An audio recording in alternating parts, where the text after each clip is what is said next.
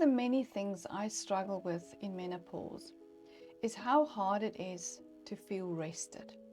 Not because I don't want to, but because when I try, my body doesn't settle. I sit down and my mind keeps racing. I lie down and my system stays alert. Sometimes my mind isn't even racing. My body is exhausted, but sleep just doesn't come. And I've come to understand that it's not always about thoughts, it's hormonal. When estrogen drops, it affects that natural calming effect in the body, and cortisol can stay high. So even when there's no real reason to feel stressed, my body still feels like it is. And when it does come, it's short-lived. I have delayed in uploading videos for you over the past few weeks, and here's why. I have had another encounter with the sleep deprivation beast. I'm almost 3 weeks in now and I still haven't defeated it. But today, as I record this video, I feel more rested, calm and collected. I have learned now that I must be patient with myself during this transition. Rushing or expecting things to work like it used to only adds to my anxiety and spikes cortisol levels even more. That then adds more stress and frustration. So I honestly give my body the time it needs, and this time my body needed more than just a few days. It doesn't mean I stopped working, avoided responsibilities or daily tasks, no. It meant to take a few things off my main plate and place it on a side plate for later when I had the energy to get to it. But first, let me share my very first experience with this beast. And honestly, it's still the worst. It was years ago during perimenopause. For those who don't know me, I'm now about 5 years post-menopause, and what I've noticed is that it doesn't just level out and stay there. It dips, then gets better, then levels off, and then shifts again. It almost feels like there's still a kind of cycle, even now post-menopausal. I don't have all the answers. I'm just sharing what I've experienced in my own body. Okay, so this is what happened. It was almost 3 days of my brain and body being stuck in the on position. It honestly felt like something out of a poltergeist movie. You know, when electronics are buzzing and running even after you've unplugged them. You switch off the mains, pull out the circuit breakers, and somehow things are still humming and flickering, ghostly so. That's exactly what I felt like. The gears were huffing and puffing from overexertion, but the system would not shut down. At that point, I was ready for an exorcist. Instead, I went to the closest thing available, my doctor. He gave me an injection which felt like the equivalent of holy water for my nervous system. Someone drove me home. I collapsed onto my bed and slept for 24 hours straight. It was bliss. When I woke up, I felt like I had been born again. But sleep has really never been the same since then. It hasn't always been that severe or extreme, but it changed. Sleep became what I call naps through the night, short, broken pieces, and sometimes a few more naps during the day just to function. The lack of continuous sleep had a magnificent influence on my mood, and I don't mean it in a good way. It affected my thinking, my emotional control, how I handled stress, work pressure, social events, family life, everything. For many of us, rest has never been neutral. It was something earned, something we delayed, something we fitted around everything else in life, but it was never something we couldn't control. When we were younger, we could go out over a weekend, sleep 3 hours, and bounce back like superheroes. Menopause has other plans. There is no bouncing back, ever. Menopause doesn't just lower your energy, it also changes how your nervous system recovers. Your body needs more recovery time. But somehow, accessing that recovery becomes harder. The past few weeks have been a perfect example.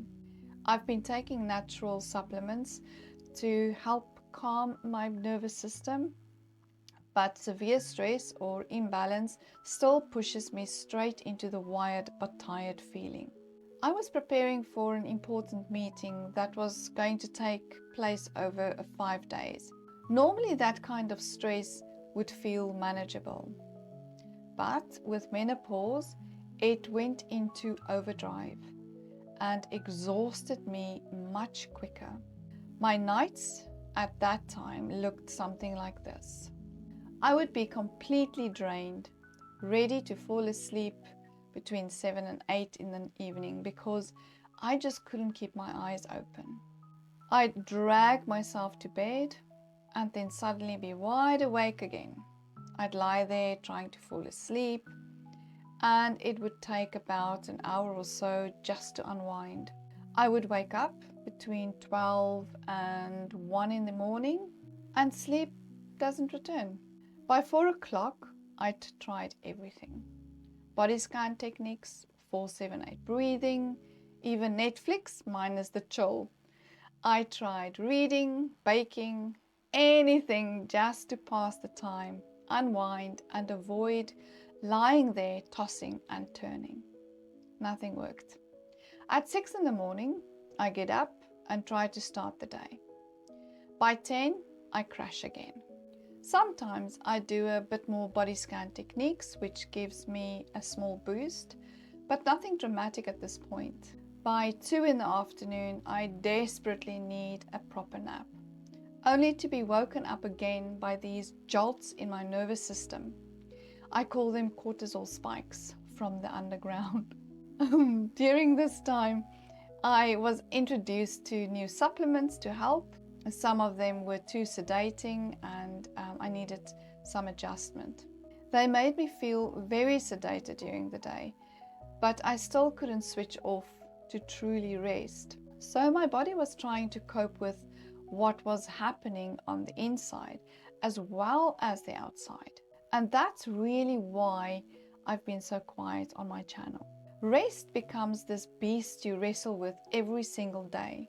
And the strange thing is, someone changed the wrestling rules and forgot to tell the competitors. The way we used to recover after a busy week or weekend just doesn't work anymore. Because our nervous system is learning a completely different rhythm. Mine sounded like African drums with the influence of heavy metal guitars, and there was no rhythm at all, it was just loud noise. And this is the point where many women turn on themselves. We get angry, worry because we think this is us getting old, losing our minds, or even being weak, and sometimes we even give up. But rest in menopause isn't about switching off. It's about regulation, but with more effort due to estrogen, progesterone, and testosterone dropping. The vital hormones that carried this load on autopilot. We are now being given the gear lever to take over manually.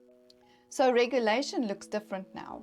We need more rest, but the world around us hasn't adjusted to that reality. How do you rest when you're juggling work, home life, relationships, elderly parents, teenagers, social events, and somehow still supposed to have nap time or me time? That's where things like workplace menopause policies really matter. Just having the space to take a breather, to switch off your phone and go sit in your car for 15 minutes if there's nowhere else. Just finding somewhere you can step away to. And if you can, Let someone you trust know where you are so they can find you if they need to. Home life may need a new roster or adjustments for extra support. Sometimes we need outside understanding from people who are still living under a rock when it comes to menopause. Boundaries aren't selfish. They are how your system stays intact. But how you set them depends on how you are wired. This is revealed in your personal blueprint. I will talk about this in part 2 and 3 of the upcoming videos here. It can be especially hard when family and friends see what you're going through as drama, or you being unnecessarily difficult and sensitive. At this point, it might be time for a bit of family education. Sit everyone down and help them understand what you're actually dealing with. You don't have to do it alone. Bring in your wingles if you need to. Even get a few men involved who've already walked this journey with their partners so they can share what it's really like. Make it real, even a little light-hearted, but make sure they understand. In my case, I've included my husband, my children, and their spouses in what I'm going through. I speak up, even when it wasn't always easy or something they wanted to hear. But I see it this way. I've walked with all of them through their seasons. Relationships, emotional struggles, teenage years, big life decisions, and so on. I was there giving my time, patience, and care. And now, in this season, I need some of that back. At some point, something shifted for them, and the support I have now is honestly remarkable. When I need to rest, I rest. If I'm not up for something, I don't have to explain myself. I'm given the space to work things out. And on the days when I do have energy, we enjoy it. We have those moments together, and we appreciate them even more now. On the harder days, when I can't manage the normal things at home, my husband steps in without hesitation. And on the nights when I do manage to fall asleep again, he moves quietly in the morning, protecting that space for me. And that kind of support makes all the difference. On the days when I have those heavy afternoon crashes, I allow myself to step away during my lunch hour and find a quiet place. I set an alarm and do some body scan techniques. And honestly, it's one of the most valuable things you can give yourself. It can be as short as 15 minutes or longer if you have the time. But it really does make a difference. I also make sure I keep my blood sugar stable by eating more protein and healthy fats quite regularly. Menopause has definitely changed my digestion and insulin response, and that affects how you rest and mood fluctuations more than we realize. Fluids are important too, but not just any fluids. I make sure I'm getting electrolytes in, so my body is actually supported, not just hydrated. On a good day, I wake up at 5 a.m. On a harder day, it's closer to 7. It really depends on the night before. I have come to realize that we don't all respond the same way, and we don't all have the same support around us. Which is why knowing yourself becomes so important, because then you can meet your own needs in the way that is right for you. To know yourself is to look at the basic temperament frameworks. There are people with very different blueprints. This is one of the vital tools I use in my menopause workshops. If you don't know your own blueprint, navigating menopause can become even more confusing and very lonely. During my training to become a menopause well-being coach, I learned that certain personality traits or characteristics can become amplified under stress. And as you know, menopause is a continued state of stress your body is in now. I learned a lot about myself and how I am wired. I still use this tool to grow every day while navigating menopause. I can't imagine doing this season without my profile or blueprint. So if you are sitting here feeling exhausted but unable to rest, wrestling with the same beast, please know you are not alone in this. It may feel like your body is working against you, but it's not. It's simply asking you to slow down in a way you've never had to before. Be patient with yourself, give your body what it needs when it needs it, and take it one day at a time, or one night at a time.